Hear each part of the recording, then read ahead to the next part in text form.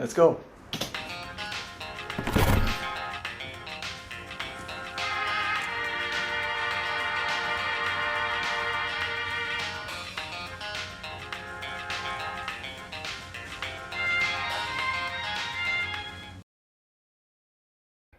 One more thing to add to the list is the front of the motor. I'm going to remove the bearing, the front bearing, and then that way I can start cleaning everything up, get it prepped for painting once I've sandblasted. And let's look at the bearing, see what kind of shape it's in.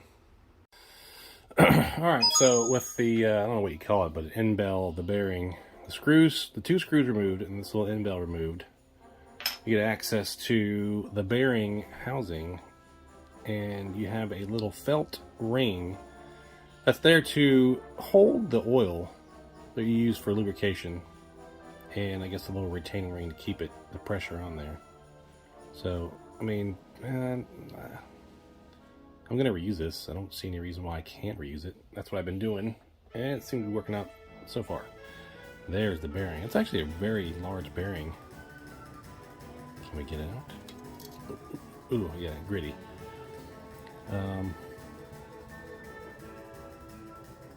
Not bad. So a little spongy ring retains the oil, soaks up the oil, and coats the bearing. But yeah, you can see there's sand and grit all in it, so it needed to be cleaned out. But it doesn't look to be in bad shape. This guy's ready to be cleaned. Also, I didn't mention that in the bearing housing, there's a hole. Let's see, my screwdriver. Right there. Alright, that's where the oil, that's the oil port right there. And you drop the oil in there. Come on, focus, there we go. And you drop the oil in there, it makes its way down to that little felt washer to absorb the oil, to surround the bearing with, lubrication. So that's where it goes. It is just filled with sand. Shouldn't be there. Let's get it cleaned up. Alright, so that was the front bearing. The rear bearing is actually mounted in the oscillator. Gearbox, I don't know what you call this, but there it looks just like the front one. You got the two screws and the retaining ring, and the rear bearing. So we're gonna do the same thing with that. We're gonna remove all that, and then the worst part, I hate doing this, is cleaning out the gearbox, but I'm done. I'm not gonna be working on that today. More of the rear housing, more of the rear bearing. Same thing with this one. You've got the oil port right there, and it drips down in this little felt washer. So let's get this guy out carefully.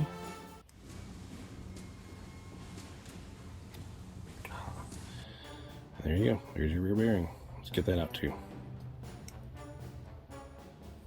Yeah, so that's where you add oil. That's where it drips into it, and I can see through it, so it's not too gunked up. But yeah, I'm gonna save the cleaning of the gearbox for another day. It's just gonna take a lot of work. Look at that. That's just, it's either beach sand, or I don't know, someone brought this to the Sahara Desert to cool themselves down, and I guess, I don't know, it was in the middle of a sandstorm. I don't know. So I cleaned the gearbox. It is much cleaner now. What I did was I used a combination of harsh and cancerous chemicals. No, I'm just kidding. Just degreasers to kind of clean it out. And took my time with it. Have these little wooden toothpick sticks that I use to kind of get in the grooves. Boom, baby! And also you can take the some of these gears out to get more access to the actual oil, or sorry, the grease reservoir there. So hold on, I'll put the gear on, show you what it looks like with the gears on.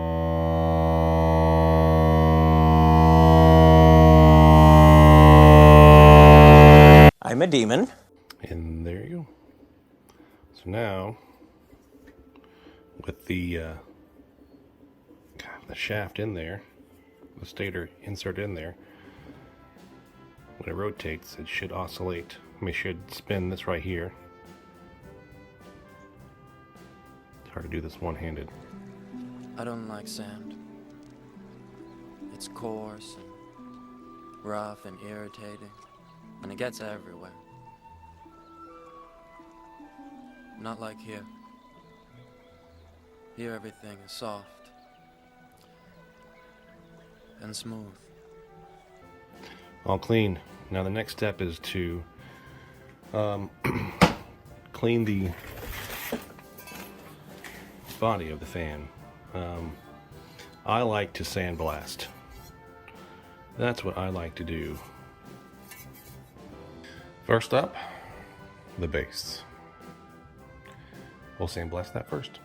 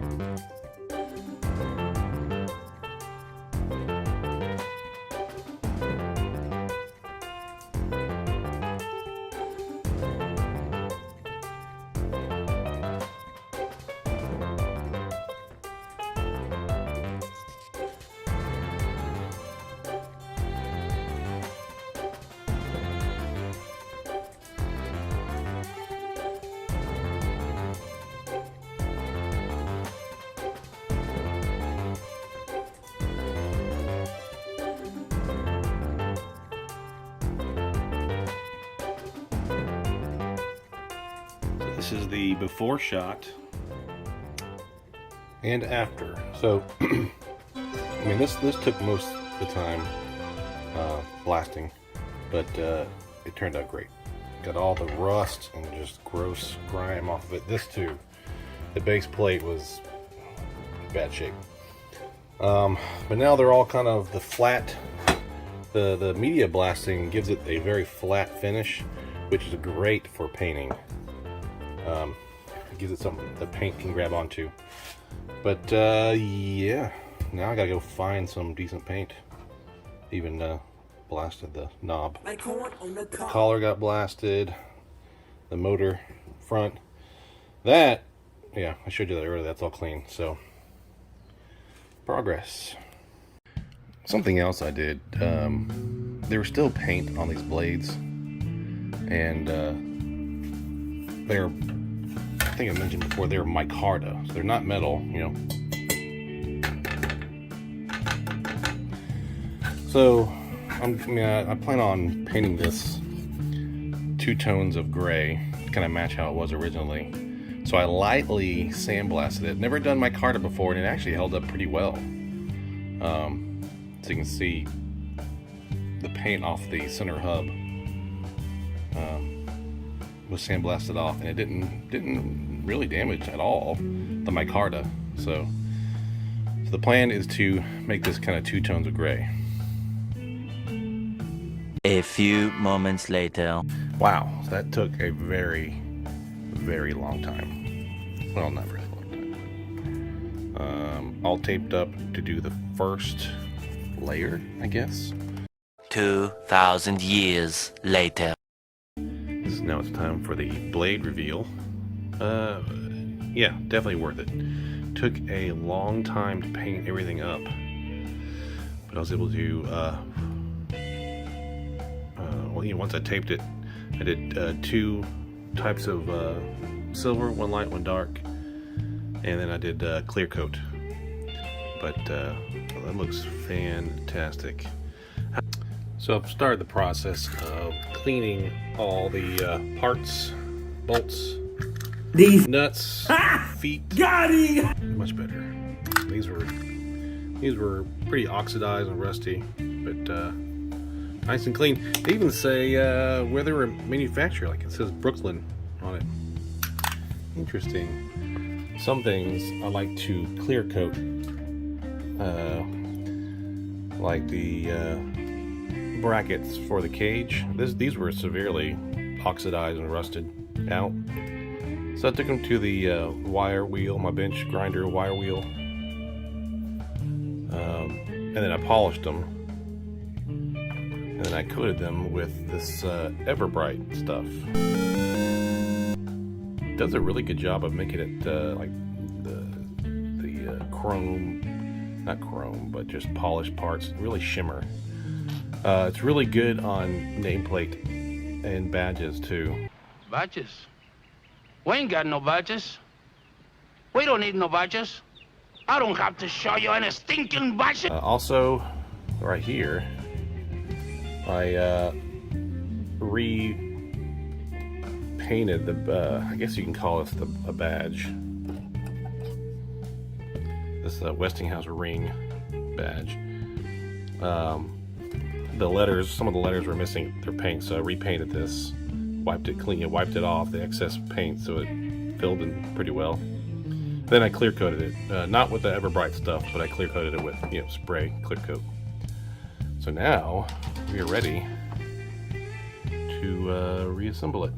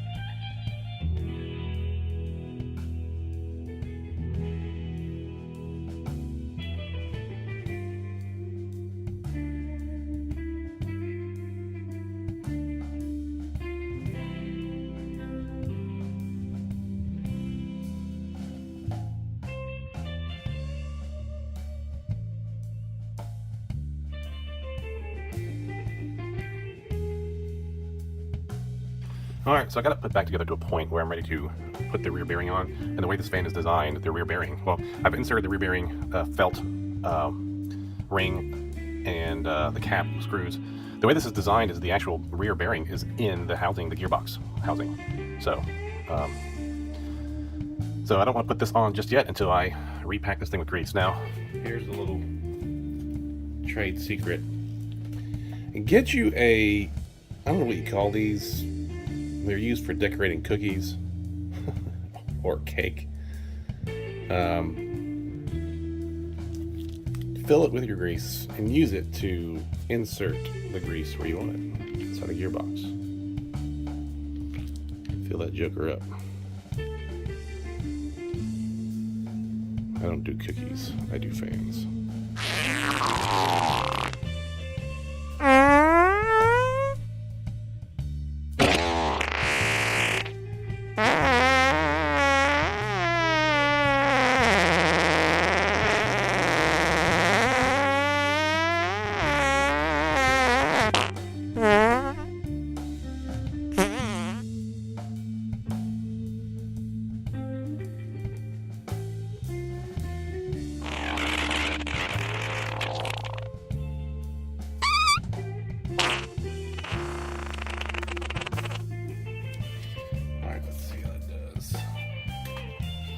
Now you want to just, you know, spin the gears.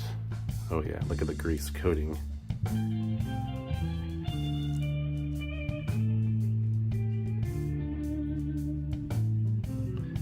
Get it all in there.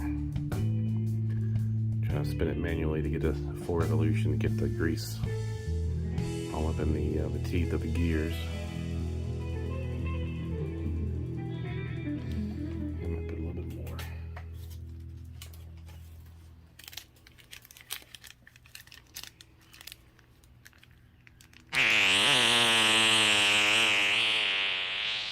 Get it all up in there.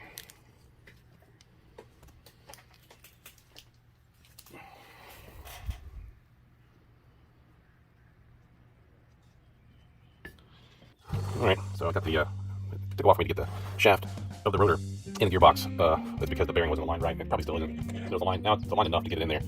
But, this one's, I'm gonna have to tighten the, studs that go through the body of the motor. Probably tighten them one at a time, like, you would do, like a star configuration on a tire. And so the bearings stay somewhat aligned. Let's get this one started. Alright.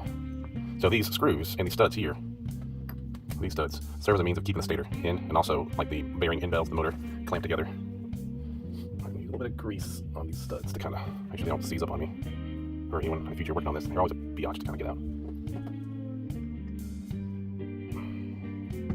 and a biatch to get out apparently.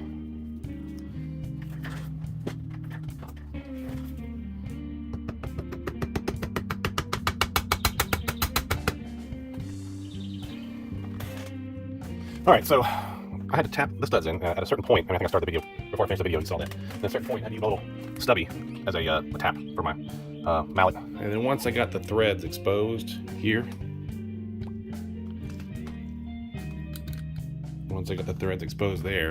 I put the nut on and tighten it down, and you can see the stud slowly going in. So once you have the four screws and studs through the body of the motor, you know, tighten down one at a time and check your see if your shaft is still spinning. If it does, it's good news. If it doesn't, what you need to do is take a soft tool, you know, something like this Klein tool, rubber end, tap it in all directions to line up the rear bearing and the front bearing. Line it up because they may be wonky at first, and once you tap it, it straightens them up. Should spin like that. So I think we're in good shape now. What I want to do next is I want to hook up my test source to the motor leads and see if it'll rotate and see what the amperage looks like, because it'll be full speed. So I'll do that next. Actually, before I do that, I want to make sure my winding resistance is still the same. You always want to keep on checking that. These windings are old, so throughout the process, if you're going to hit something pretty hard on the windings, you could short the windings out. So I've got 10.9 ohms, just like before, so we're in good shape there. All right, let's get our source going. Alright, my leads are on. Here's my switch and then my kilowatt, so I will do a run, see how she runs.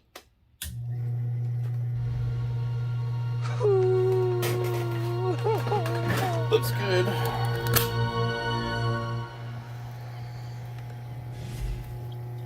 Oscillator, gearbox, must be nice and smooth. Those look really close, but they're not. And let's see what our load is. How much amps he's pulling. Wow, 1.17. Which I think the nameplate said 1.1, so we're definitely in the ballpark. And a lot better. The bearings are clean. The gearbox has got new grease, so it's less drag on the motor, so it should be running your full load. Alright. Now, I've got the motor on a little pillow there, the motor head. So now we're going to start doing the wiring in the pedestal. Pedestal! What? Pedestal is the word. What's a pedestal? So So I realized in the process of getting ready to work on the switch that this switch is missing a terminal. We're missing our hot terminal, so I'll have to order a new one. So this is a replacement switch.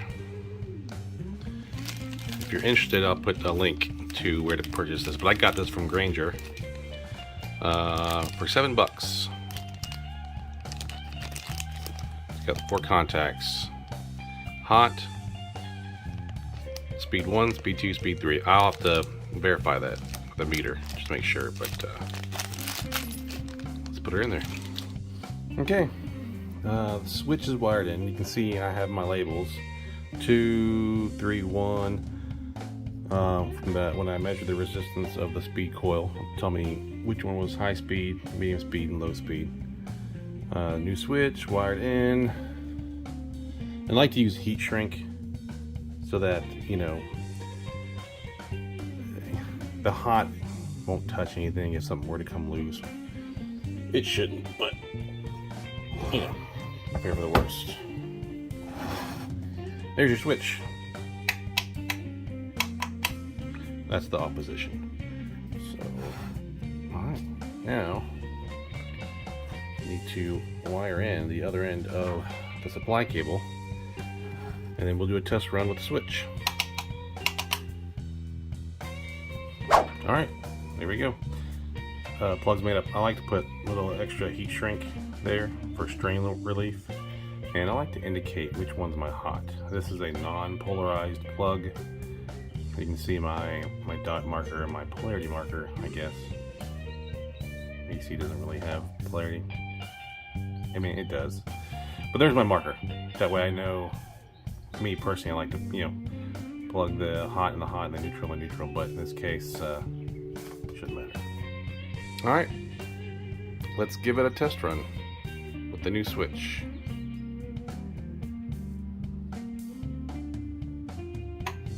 Should be high speed.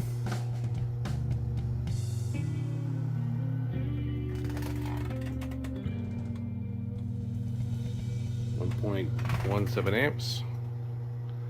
Let's go to low speed or medium speed.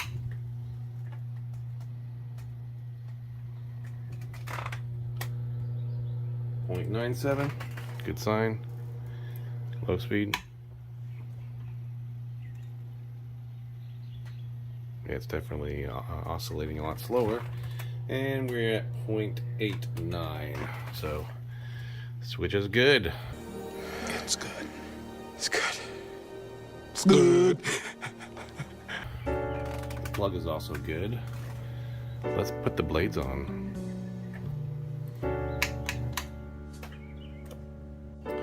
Alright. Now it's time to put the feet back on. Nice gloss black for the base plate.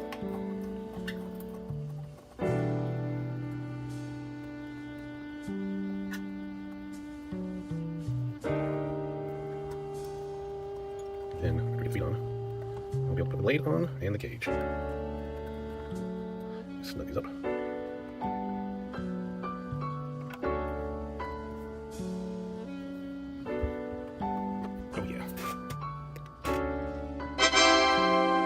Nope, she's done. And with her final little, I don't know what you call that. I call it a hood ornament because, I mean, a car missing its hood ornament looks weird, and a Westinghouse PowerAire missing its hood ornament just looks weird. So, thankfully, I had a spare to go back where there wasn't one. But yeah, she turned out great. So. Let's see her run now with the cage and blades.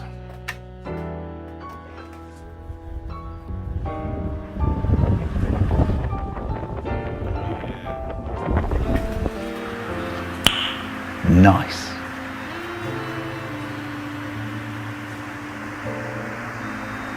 There we go. Get a medium speed. And you really can tell the difference in speed between with this guy. You can hear the difference, you can even feel the difference between the different speeds. Low speed is really low.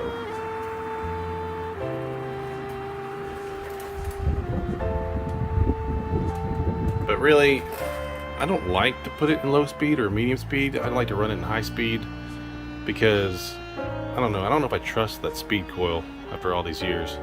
So this is a late 1940s model. So I mean we're talking 80-year-old product. So I don't know. I'm just gonna put it on high speed.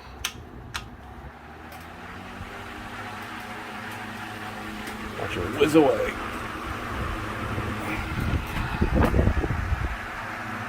She oscillates nice and smooth.